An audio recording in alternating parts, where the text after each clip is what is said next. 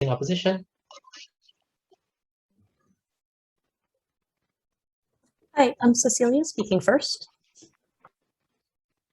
Hi, I'm Lane speaking second, they, them. All right, wonderful.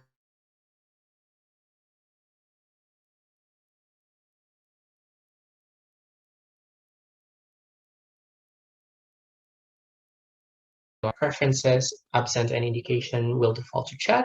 And the final thing would be if there's any connection issues, just let me know. Hopefully nothing's going to happen from my side.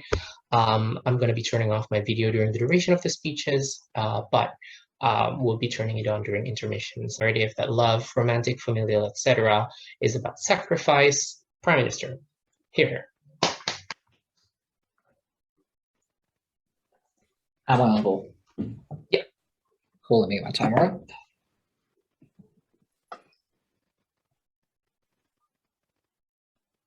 Cool. Start my speech in 3, 2, 1. Panel characterization. In this case, we'll talk about love, essentially, but not like the normal love, like not just relationship style love, but like essentially all types of love, right? Sexual, non-sexual relationships that include romantic and non-romantic partners, for example, friends or family, right? This encompasses everything. This is obviously going to be centered on like relationships and like sexual relationships, but like it's not just encompassing that. And also it's important to consider that essentially a lot of these relationships formulate and work in the same way and essentially work in a similar function, right?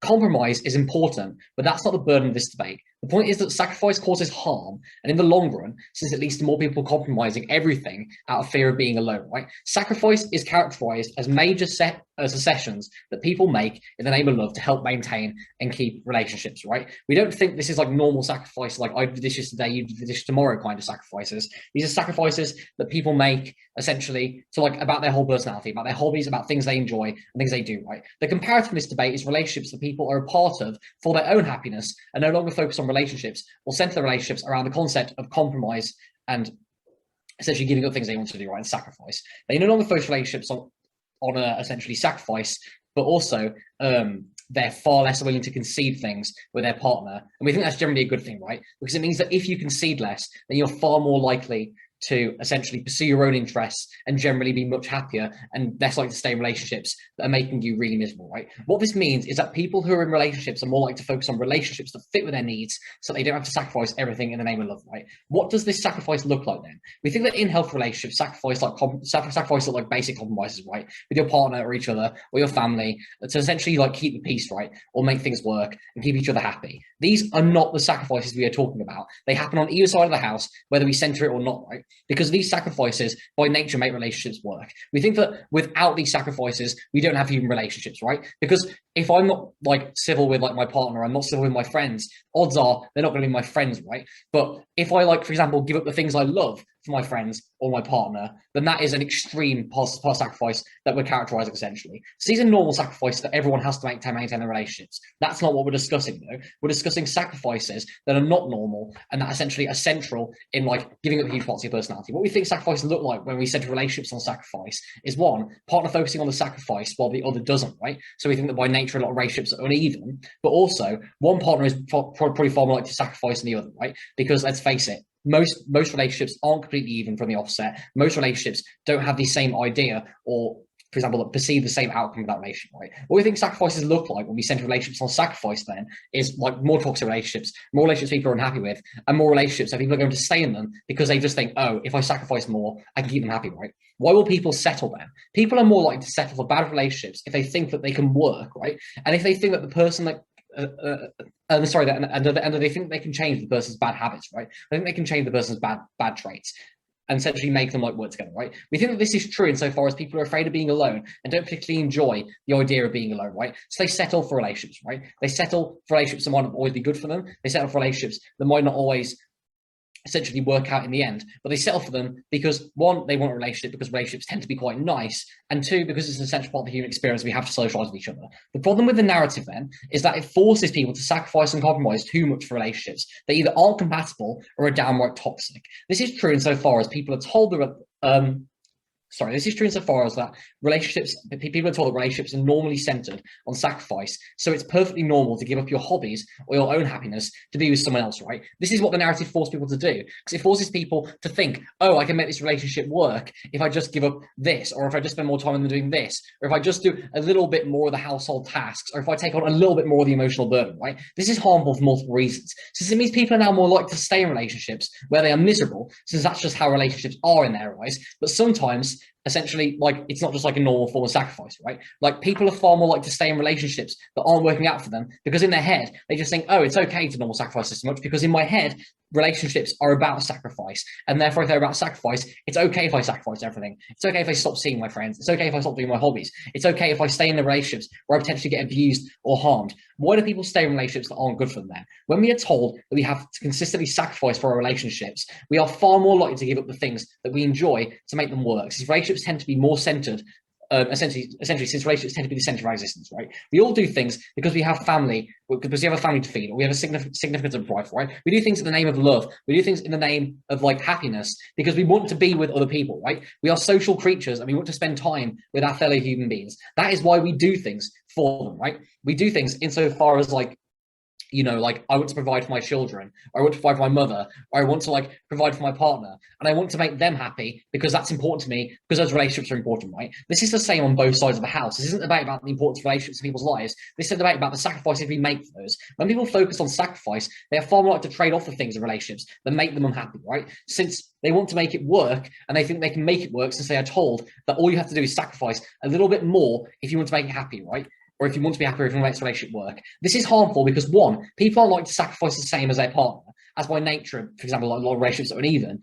And my partner will talk about this more essentially, about how like, particularly there is a particular gender gap with many relationships. But also what this means is that at best, people are more likely to stay in relationships that are bad for them. And two, at worst, they're far more likely to stay in relationships that are toxic and are directly harmful. Take a POI from CEO if you get a chance. Yeah, so at the point where most toxic relationships are predicated on control and not love, how does this narrative actually change what abuse might take place?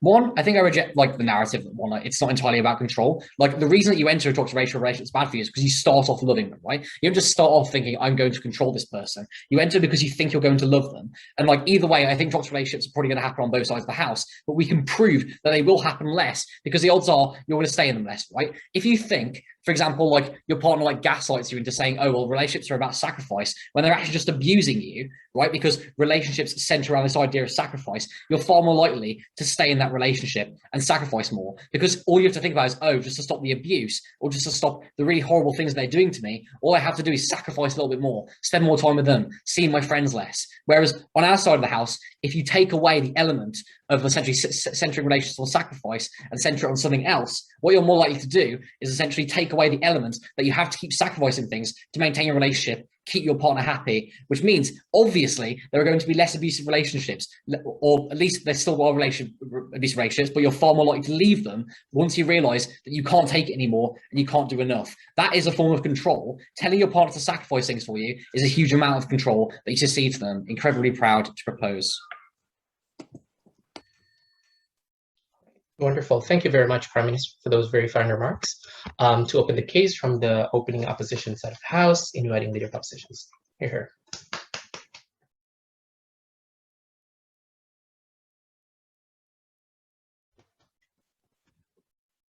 Am I audible? Yep. Good.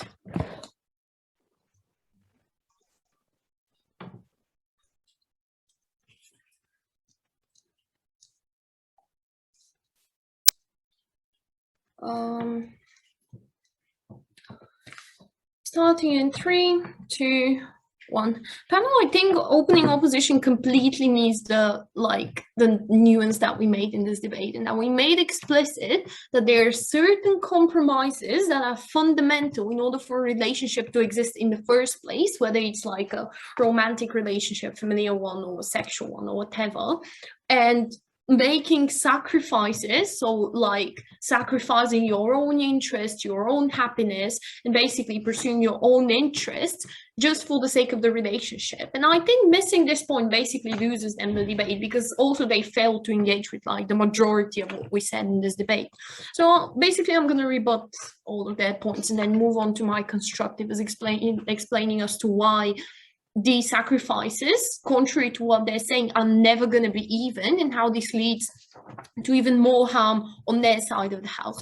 So the first thing that they were talking about is how all sacrifices are necessary. Again, this completely ignores our characterization, because they explain to you that these relationships are basically impossible to exist in the first place if we don't make compromises. This means like exactly what Ed told you. If you're not civil with your partner or your mother or your any person you're in any kind of relationship with, you'd most likely not be in a relationship with them, because you can't like just be an awful person and stay in any kind of relationship with them, right? So I think it's ridiculous for opening opposition to stand and claim how basically all sacrifices are the same. They're not the same, right? Because like me doing the washing up 3 times a day and my partner doing the washing up the other 3 times a day or whatever.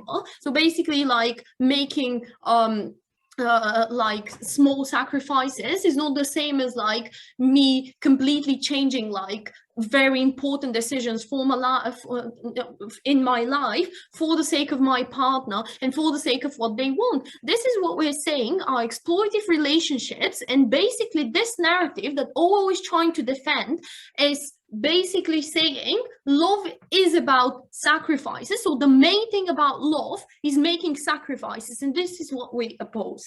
So the other thing that they were talking about is how people would not be expected to make all sacrifices. It's not about what people would expect from the other partner. It's about you, how you would perceive love. So if we have this narrative, you literally think, okay, love is literally based on making sacrifices, sacrificing my own happiness, sacrificing the things I love, sacrificing the things I want to do in the future, just for the sake of finding love and sustaining my relationship, whether familial, sexual, like a romantic one. This means essentially that, like, contrary to what you're saying, contrary to what all was saying, that it's going to be mutual, actually what's going to happen is, if my partner is like being abusive or unhappy with my relationship, or they just want something for me, I'll make a sacrifice and be like, okay, I'm making this sacrifice for the sake of love, for the sake of our relationship, and this is more important than my personal interests of like pursuing a career or like doing something for my mental health and so on. So the thing is not like what my partner would explain to me. The thing is like how I would react in such a situation. And because of this narrative and how prevalent it's going to be and how it's going to influence people's perception of love, we think it's going to be making these relationships very, very toxic. So I'm going to rebut the mutuality point later on, integrated in my constructive. So second argument, how are the sacrifices going to be uneven, and how these relationships in general are going to be very uneven. With the narrative that love is about sacrifices, we basically tell people love is like sacrifices are the fundamental thing for you to form a relationship and for you to sustain this relationship, and you need to sacrifice your own happiness, your own mental health, your own like things you might prioritize in order to sustain this relationship. What this means, especially in romantic relationships, like let's say we have a heterosexual couple, is always one of the partners is going to be at the disadvantage, and in most cases it's going to be women. Why is this true? Like, first of all, let's give some examples. Like, they have to give birth, they have to like make career sacrifices in order like to sustain their family and stuff like this. But why is it always women in such cases? Because first of all, like, women are like biologically more likely to get attached easily and to be more loving. This means that when we have this narrative which places sacrifices at the central point of your relationship and of love, you're going to be like, okay, I need to sacrifice like my career or this thing I really care about, because this is what love is, right? So in this relationships, essentially it means that the other partner would be less likely to sacrifice things for 3 reasons. I'm going to take you in a second. First of all, you become like used to this way of where your partner is the one always making the sacrifices, and hence you don't have really the incentive, or you won't notice that this is the case. So literally the relationship will continue to function in this way. Second of all, because some people, this is not only like heterosexual relationships, only romantic relationships, but any relationships really, some people are more loving than others, and because they're desperate of love, this means that they'll be more likely to sacrifice their own happiness before that closing.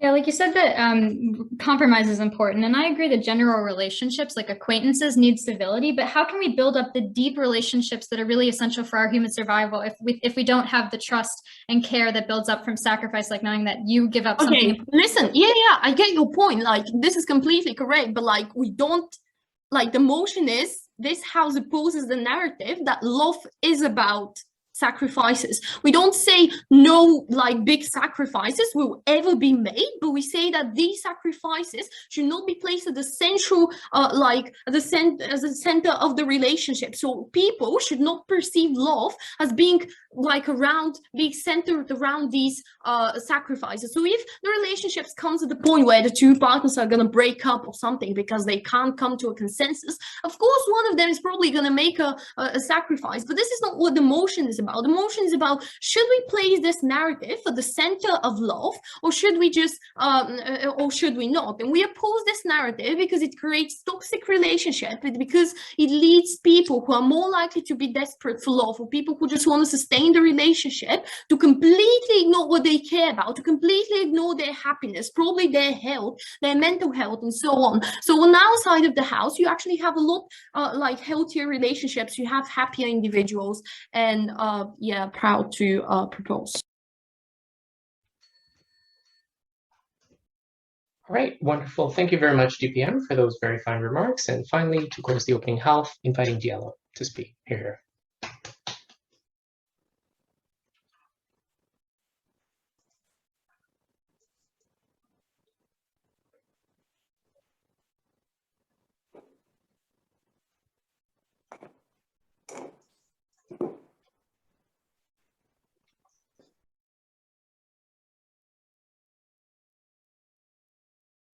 To begin the second half of this debate, inviting the speech from Member of Government, please. Here.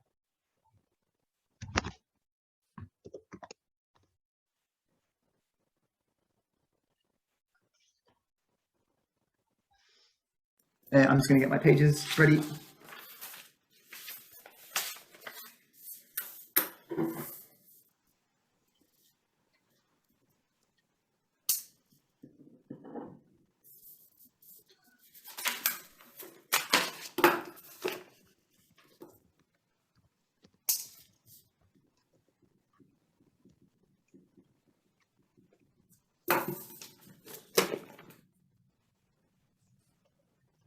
Three questions that closing government are going to answer for you in today's speech. Firstly, who is using this narrative? Girl boss. Secondly, who buys into this narrative? Gaslight. Thirdly, who does this affect or hurt? Gatekeep. We're going to answer these three questions because it's going to conclusively show you that this narrative is weaponized by abusers in order to keep victims in cycles of violence that means they are trapped in this community in which this narrative just reinforces the idea that they have to sacrifice more and more in order to accrue membership and access to this community. So let's talk about it first. Who's using this narrative? This narrative is not just used for one-on-one relationship or family dependencies. We think the opening half has kind of been unambitious with how this debate has gone down, because we're going to expand this and talk about how this narrative is used most dangerously and coercively by groups of individuals, often by the people in the highest positions of powers within these groups, to enforce strict and unyielding loyalty to these groups. Cults, gangs, and radicalization communities, such as the alt-right, use this exact narrative to force individuals to cut off connections with the outside world and embrace completely and exclusively engagement and connection with that community. How does this happen? Gaslight. We're going to talk about love bombing. Love bombing is the act of repeatedly, consistently, and overwhelmingly swarming someone with acts and gestures of love, especially at the start of the relationship. When opening opposition come up to you and say that, well, look, this is like relationships are an act of consent, and if someone is aware that someone isn't being fair to them in a relationship, they can always opt out. I think it dangerously mischaracterizes how people fall into abusive relationships and communities. We're going to lay that out for you now. Abusers, both communities and individuals, identify and isolate vulnerable individuals because these are the easiest ones to abuse. Vulnerable individuals are those who do not feel self-worth. They most often are alienated under a certain system and have internalized that alienation to mean that they are unlovable. Example, teenage boys are very susceptible to the alt-right propaganda because they're experiencing toxic masculinity and have internalized that to mean the world hates them and everyone is out to get them. These victims are especially vulnerable to abusive groups and individuals because love bombing works especially well on people who are alienated and feel unloved. Because when everyone else in your world does not like you, or at the very least you are convinced of that, and an individual or a group comes along and repeatedly showers you with gifts, gestures, and like declarations of love, you're obviously going to gravitate towards that individual. They are showing you appreciation and support that no one else in your life does. The trap is that they then weaponize that love bombing to coerce you into staying in that relationship. Because here's where the narrative that we're discussing comes into play. This love bombing clearly creates a dependency between an individual and an abusive group or partner. But also it creates an opportunity for these groups to coerce victims into being part of any future recruitment process. This narrative is weaponized by abusers to explain to the victims that they were fortunate to have been reached out to. They felt love. They should be grateful. They should sacrifice their autonomy for two main reasons. Firstly, it secures membership of this group, a group that has made them feel loved more so than anyone else has. In order to remain part of this community, members will often find themselves sacrificing more and more because they just want to stay part of this community that at one point so generously showed them that they love them. But secondly, it continues the recruitment process. You need to support the community and sacrifice your liberty because you want to expose other people to the love bombing. If you don't do this, the group that you are a part of will paint you as like, the word that Scientologists use is suppressive person. They will paint you as someone who wants to disrupt the recruitment process of the cult.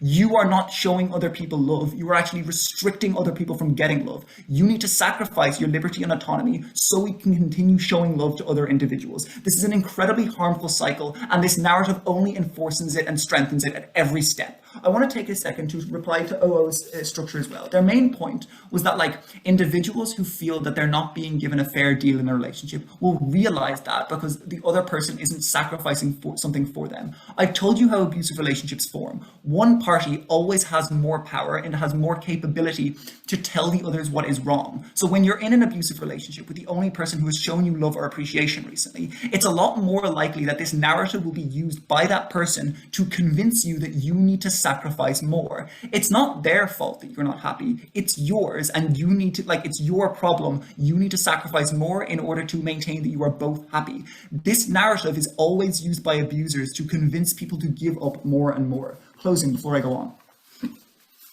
Yeah, even if we had the narrative of love is self-interest, could the alt-right not change that to say, oh, well, love is self-interest, and your self-interest is, you know, being hurt by immigrants, LGBT people? Like, any narrative can be taken by abusers. Any narrative of love can be taken by abusers. Except the thing is, it's very difficult to weaponize a narrative when that narrative does not depend on someone else. Because sacrifice intrinsically implies that you are doing something for someone else. The most likely comparative is that love is just about happiness. That the reason you should get in relationships and the reason you should stay close to your family is because they make you feel happy. That doesn't happen in cults and groups and abusive communities because you genuinely don't feel happy. What happens in the status quo is that these groups use that narrative of sacrifice to tell you that it's your fault you're not happy. But if the narrative is that love is just about happiness full stop, it's so much easier to identify when you are in harmful relationships because you can point out that, like, no, it's not about what I'm doing. I'm just unhappy here. It's better for me to just not be in this environment. The narrative that we're talking about in this debate specifically weaponizes and further allows harmful groups to take advantage of communities and take advantage of individuals. Third step, how does this hurt people? Gatekeep. It hurts people because because abusers most often try and alienate you and isolate you from people around you. This is the sacrifice part of the narrative. They want to isolate you so they can further get stuff from you or just be the only source of information in your life. The reason why this can happen a lot in status quo is because of this narrative. You have to give up much to appease this person. It looks like someone in an abusive relationship being told they have to show the other person who they're talking to. They have to show them what they're spending money on. They have to tell them where they are at any one point. You have to sacrifice your liberty and autonomy because you love this person. Do you not love this person? If you really loved this person, you wouldn't mind sacrificing these things. That's the really harmful thing. It completely isolates people from the individuals around them or the communities around, the helpful communities around them. Whereas the comparative, where love is just about happiness, you don't need that one person to rely on because other individuals in your life could still provide modicums of happiness. Like if handing over your phone records to your abusive partner doesn't make you happy, you can identify that. Whereas with the narrative and whereas the narrative we're discussing right now means that that's a sacrifice. Even if you're unhappy with it, you have to go ahead with it because most sacrifices aren't happy to make. Thank you for listening, and I beg you to propose. Right, wonderful. Thank you very much for those very fine remarks indeed. Next, inviting the member of opposition to speak. Right here. Hi, can I check that I'm audible? Awesome. Just give me a few seconds to organize my notes and I'll start my speech.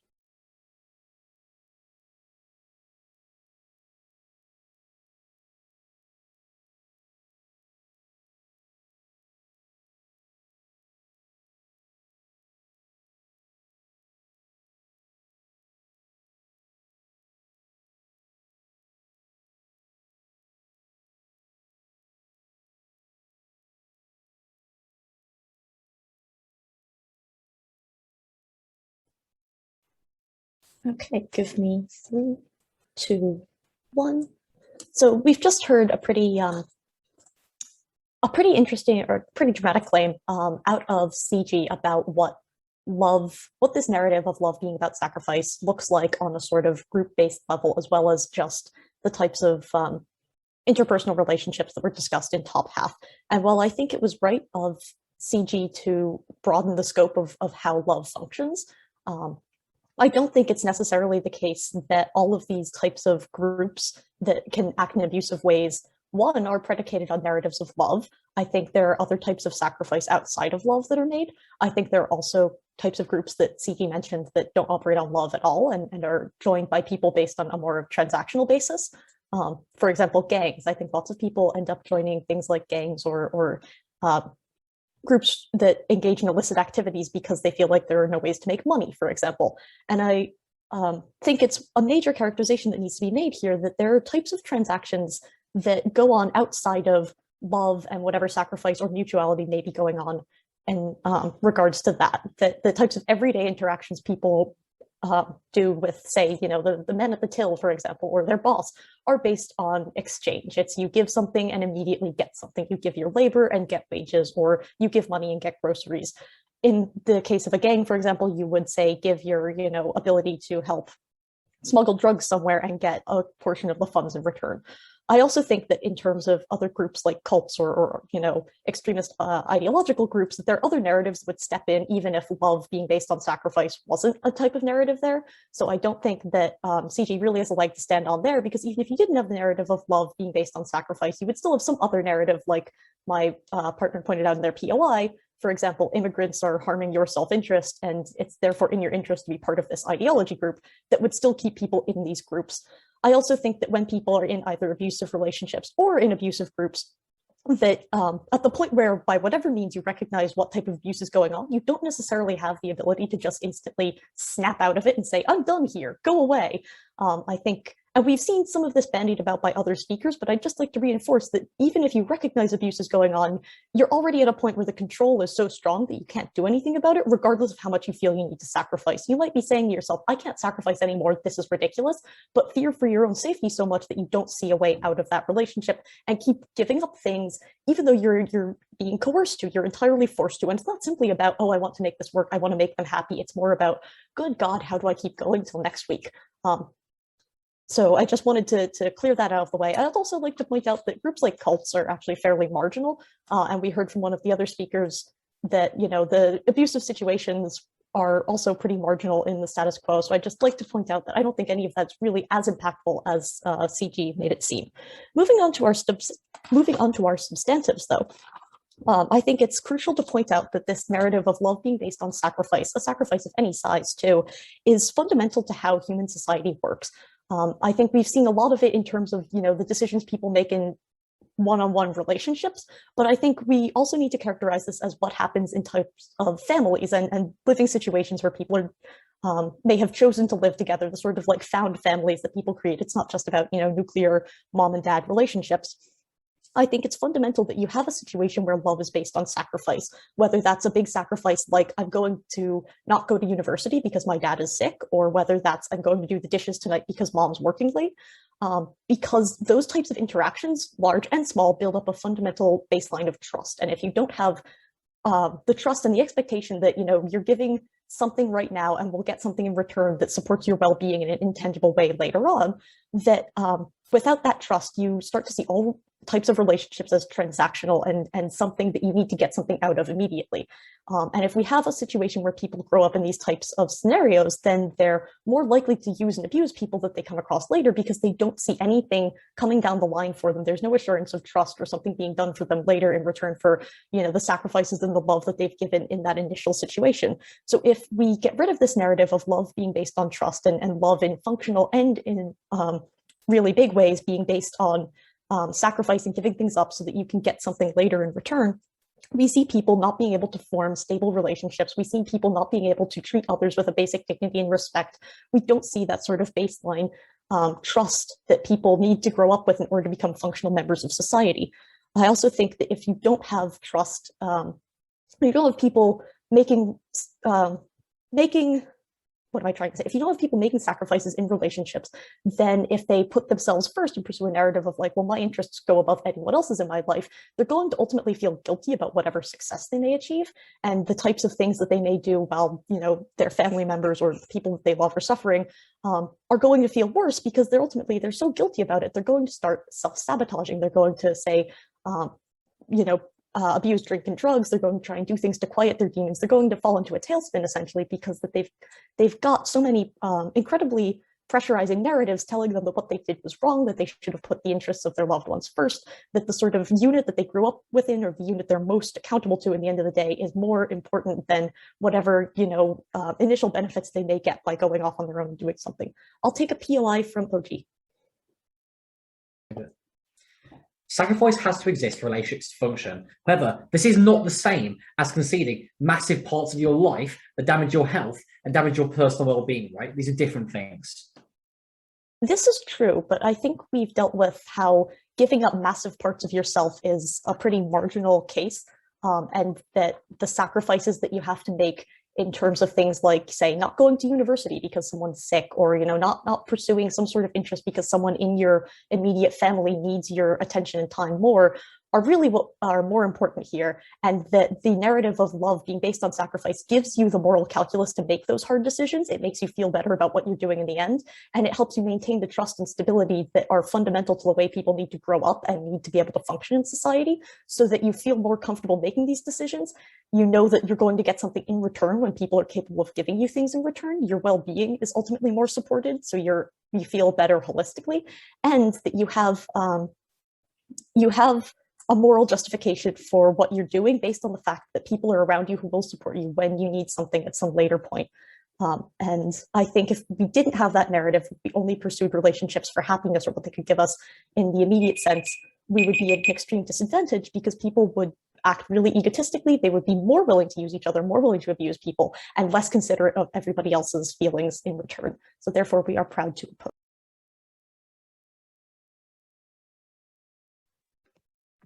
All right, thank you very much, member of opposition, for those very fine remarks. To conclude CG's case in this debate, Godfrey, please. You're here.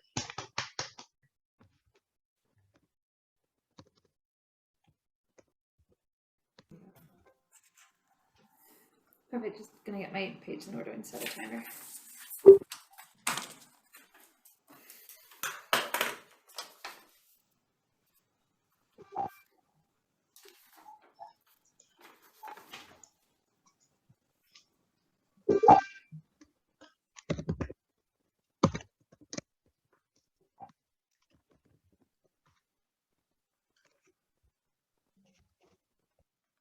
Speaker brings you the most important points in these debates. In this debate, when he turns around and he told you exactly how how this narrative can be used and how it can be weaponized weaponized against the most vulnerable members of this society, people who feel that they have like nothing left in this world except for like this one group, this cult, this whichever.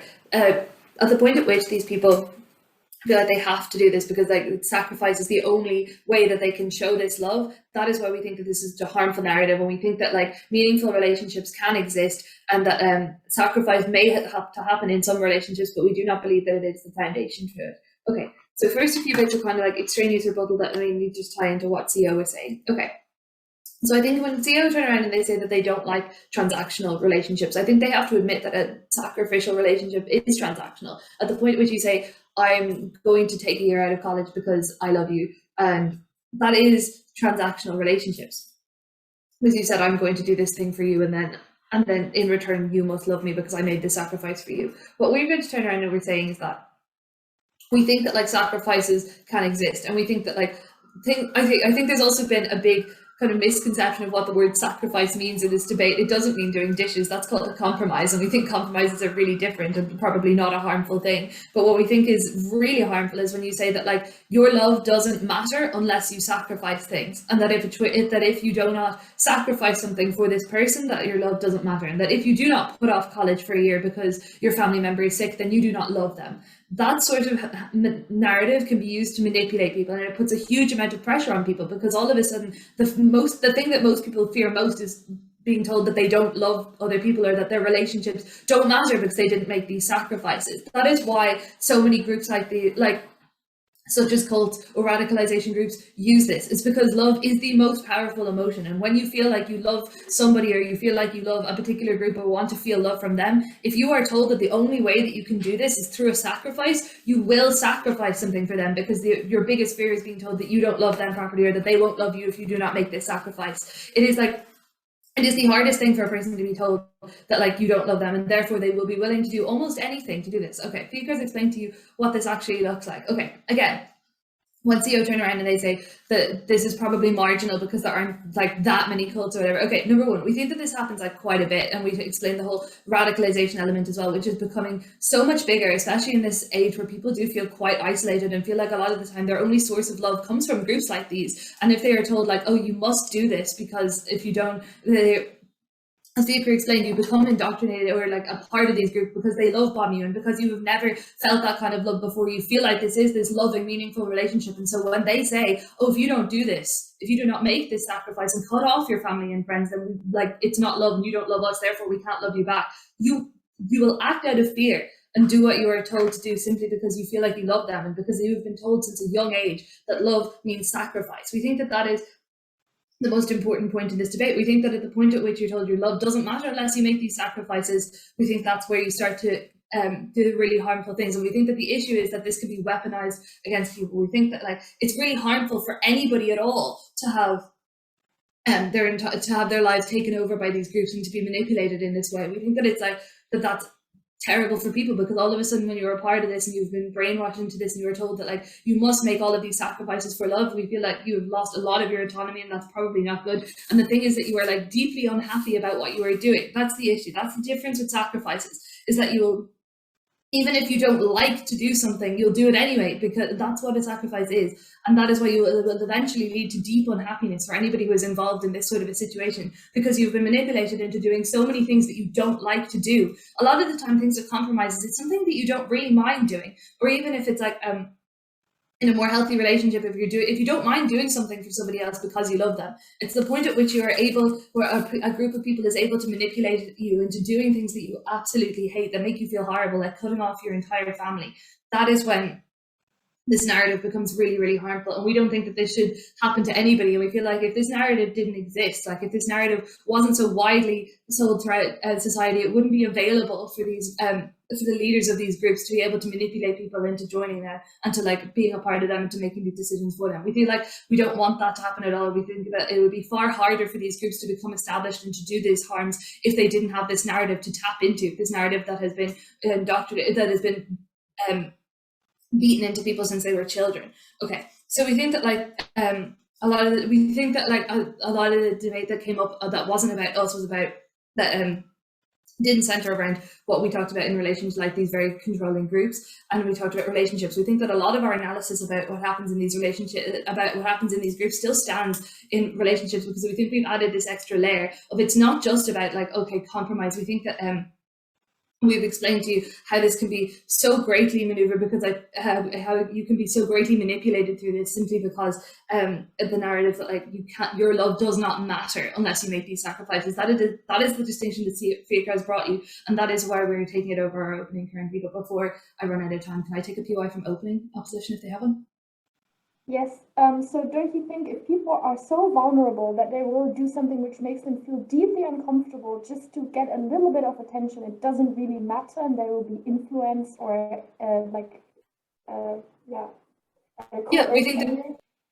we think that people do that, because we think that, like we've explained in this debate why love is like the most important emotion to a lot of people, and it is like the priority for a lot of people. People will give up on most of the other important things in their life if they feel like they're going to like receive love in return, because for a lot of people the first thing you were taught is that like you need love, be it familial, friendship, relationships, that romantic love, those sort of things. If you were then told like, and then you were told that you must make sacrifices for this love to happen, therefore it is so easy for these groups to tap into, or for anybody in a position of power to tap into this and to make you do things that you don't want to do, because you will do literally anything to keep that love, because to you it is the most important thing in the world. And we think that like this is, and that we don't think that this is in any way irrelevant to this debate. We think it's the most relevant thing, simply because it's about like these radicalization groups that happen and that are becoming so much more prevalent, especially for like younger people who are feeling so cut off. We also think that this, when they turn around, they say this doesn't happen in gangs. We think that it definitely does. We think at the point at which you probably enter into one on a low level to for money or whatever, but also a lot of the time these can be like neighborhood areas, and you're taught that this is a brotherhood and you will do literally whatever you must do, even if you don't like doing it, simply because these are the people that are there and these are your family. And we think that like that narrative that you have to do these things that you don't want to do, otherwise your love doesn't matter, we don't think that that's a solid basis for love, and we don't think that that's a good foundation for relationships. Thank you. All right, thank you indeed, Govwit, for those very fine remarks. And finally, to close the debate, inviting Opwit to speak. Here. If people could do POIs verbally, that would be great. So just unmute yourself and say POI. Okay, starting in 3, 2, 1. So what CO has given you in this debate is really a comprehensive understanding of what is necessary for human survival, namely the narrative of love as sacrifice. And we've explained to you how this helps us to prevent the greatest amount of harm for the greatest number of people by reducing guilt and regret that comes from not taking action to support your loved ones. And it also builds up positive, trusting relationships that are really essential for our society's stability. OG and CG both tell us that sacrifice will always make us unhappy, that it's inherently an unhappy thing that you give up. But I think that that CO has really given you several examples for how sacrifice does not necessarily mean that the person is unhappy, either in the short or long term. I think, for example, we gave you temporarily stopping uni to take care of your like a sick family member, or perhaps parents sacrificing their income, like, or their savings in order to pay for their kids to go to university. I think that this is not a permanent sacrifice.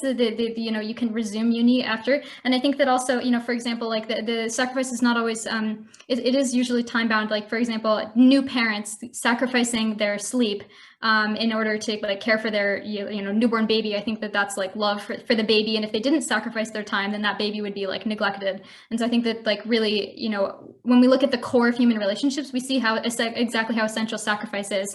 And I think that also the key to this is that love is a choice. It's something that's not forced. I think that when we introduce the element of force and control, as my partner explained, this is not love. This is where love stops, and that's where other dynamics like power, control take over. And I think that even if they use the narrative of love, I think that we cannot say that this is genuine love. Yeah, I'll take a POI.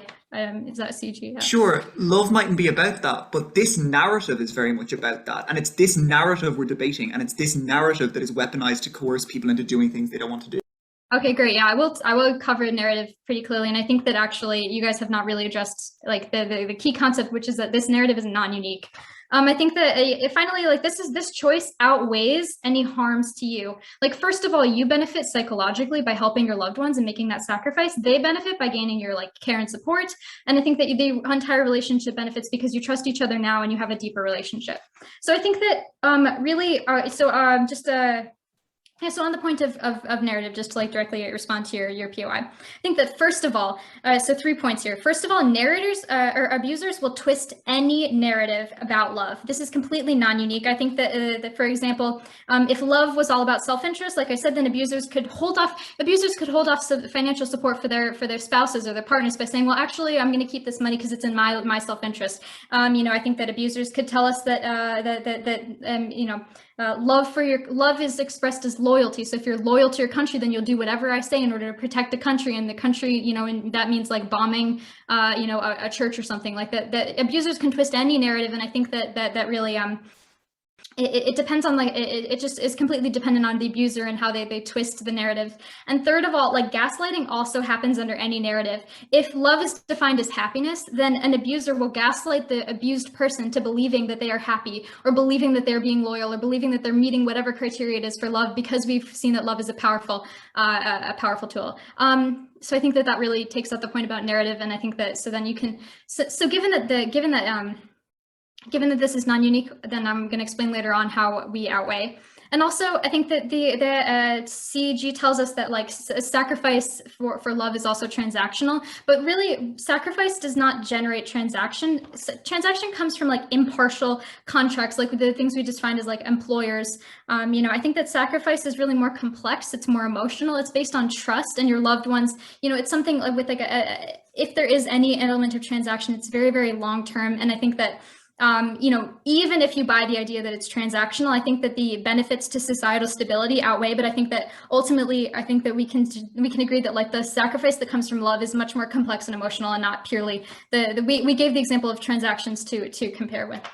What we hear from OO is that relationships, we briefly hear from OO, just the kind of like the claim that relationships are important because they mean that people are not alone.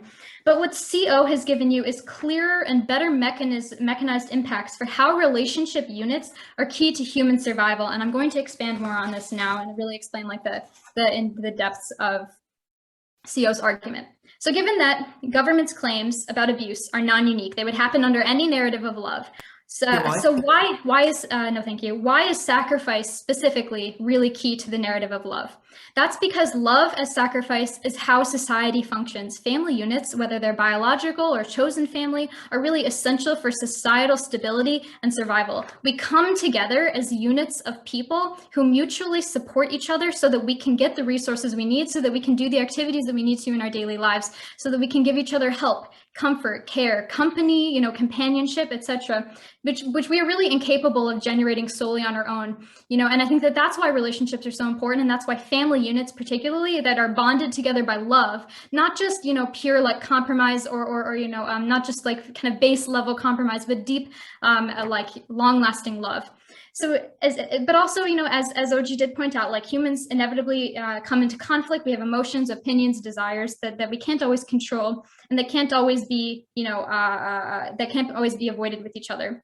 But when you make sacrifices, you agree to some kind of trade-off. You do something, you give up something, you do something you don't always necessarily want to, for the trust and support of your loved ones. Like having a home with a person, like having flatmates, like being in a relationship is really hard, and sacrifices are key to making this work.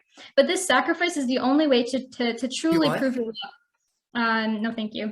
The sacrifice is the ultimate act that builds up care and trust to take your relationship from like simple acquaintances into loved ones. And I think that those loving relationships are really, as I've explained to you, that's what is crucial to like the basic unit of our society. And I think that my partner told you this pretty clearly in her speech. And their speech. Prioritizing your own interests, as OG promotes, is only going to lead to like tension and mistrust, and ultimately the dissolving of those close relationships. I think that when you only prioritize your own interests, you can't trust, when I only prioritize my own interests, like I can't trust my partner to not prioritize their own interests. And so it's always going to be that tension.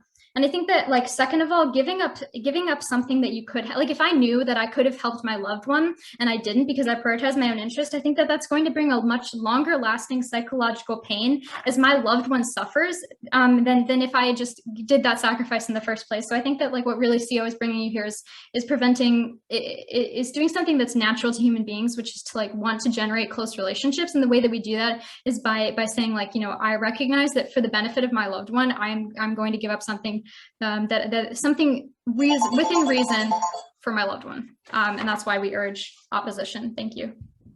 All right. Thank you very much, Opposition Whip, for those final remarks. And thank you very much, everybody, for a wonderful debate on that topic.